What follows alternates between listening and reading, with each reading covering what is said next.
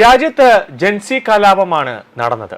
ഞാൻ പറഞ്ഞു വരുന്നത് ബീഹാറിലെ പാട്നയിലാണ് ഇന്നലെ വൈകുന്നേരത്തിന് ശേഷം ഒരു ജൻസി കലാപം പൊട്ടിപ്പുറപ്പെട്ടത്.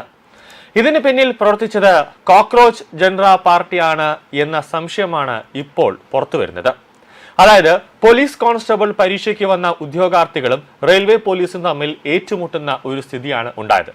അവസാനം ഈ ജൻസികളെല്ലാം കൂടെ വലിയ രീതിയിൽ ഒരാക്രമണം അഴിച്ചുവിട്ടതോടെ പോലീസിന് ആകാശത്തേക്ക് 3 റൗണ്ട് വെടിവെക്കേണ്ട ഒരു സാഹചര്യം വരെ ഉണ്ടായി.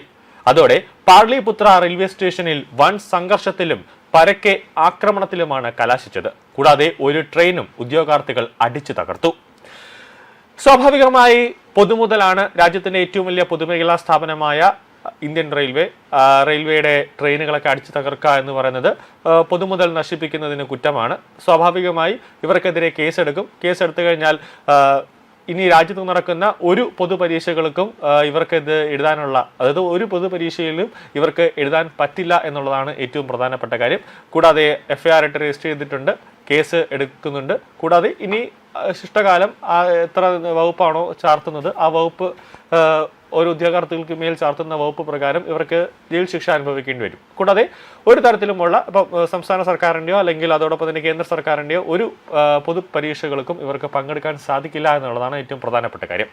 ആവശ്യത്തിന് യാത്രാ സൗകര്യങ്ങൾ ഒരുക്കിയില്ല എന്ന് ആരോപിച്ചാണ് ശനിയാഴ്ച രാത്രിയോടെ 100 കണക്കിന് ഉദ്യോഗാർത്ഥികൾ സ്റ്റേഷനിൽ തടിച്ചുകൂടി ട്രെയിനുകൾ തടയുകയും കല്ലേറുകയും നടത്തുകയും ചെയ്തത്.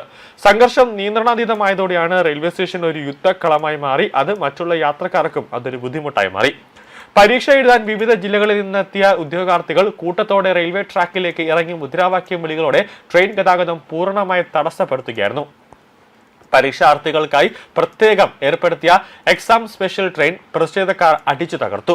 ട്രെയിനുകളുടെ എമർജൻസി ചെയിൻ നിരന്തരം വലിച്ച് സർവീസുകൾ തടസ്സപ്പെടുത്തുകയും ഉദ്യോഗസ്ഥരെ തടഞ്ഞുവെക്കുകയും ചെയ്തതോടെയാണ് പോലീസ് ഇടപെട്ടത്.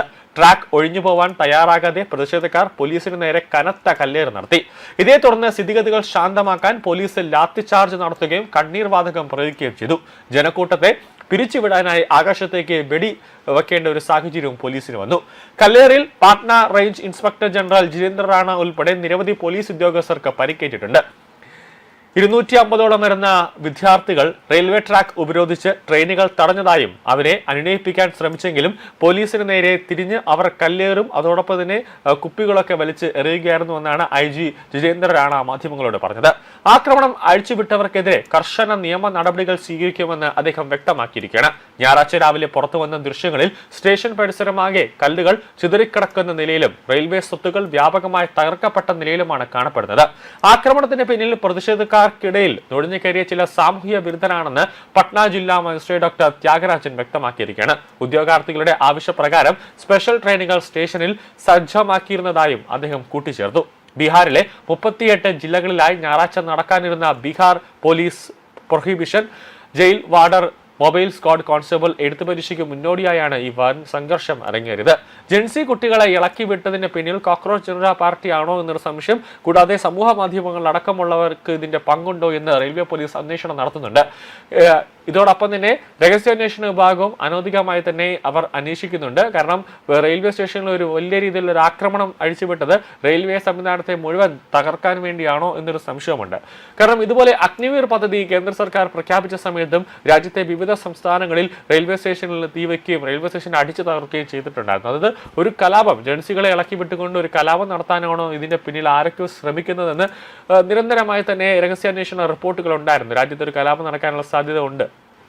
അതിൻ്റെ ഒരു പിന്നാലെ ചുവട് വെച്ചിട്ടാണോ ബീഹാറിലെ ഈ പോലീസ് കോൺസ്റ്റബിൾ പരീക്ഷയുമായി ബന്ധപ്പെട്ടൊരു റെയിൽവേ സ്റ്റേഷനിൽ ഒരു കലാപം നടന്നത് എന്നാണ് ഇപ്പോൾ ആ ഒരു സംഘർഷം മനഃപൂർവ്വമാണോ നടന്നത്, ഇതിന് പിന്നിൽ ആരൊക്കെയാണ് ഉള്ളത് എന്നൊരു വിശദമായ ഒരു അന്വേഷണം റെയിൽവേ പോലീസും ബീഹാർ പോലീസും ഇപ്പോൾ നടത്തിക്കൊണ്ടിരിക്കുകയാണ്.